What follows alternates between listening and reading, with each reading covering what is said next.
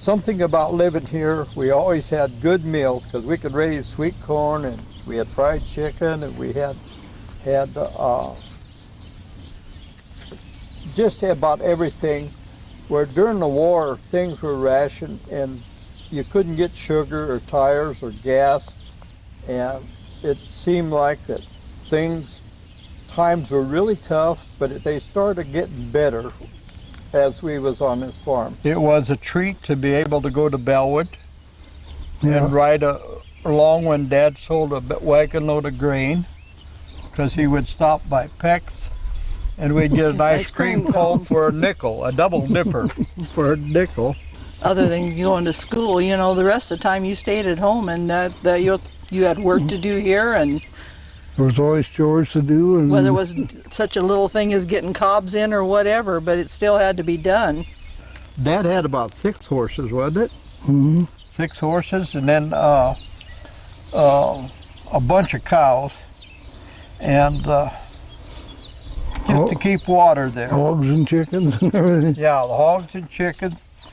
And chickens, that used to be, you'd go out and collect the eggs, and then the real clean ones you put in the crate to go to town, and the dirty ones you kind of wash them off and use them at your home.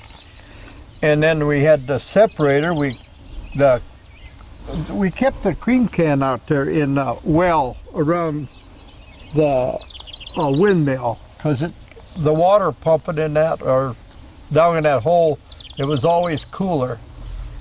And a cream take a 5-gallon cream, that brought about $5–7 somewhere in there. You bought groceries, that's all I know. Yeah, it brought our groceries. We always had something to, like I say, the highlight of the year was we had something to eat every day. You didn't have credit cards to put that on either. No. You paid for what you ate or what you could afford. You paid for that, and that was it. I can remember going to the free shows in Bellwood and go over to Peck's and get a half a pint of ice cream.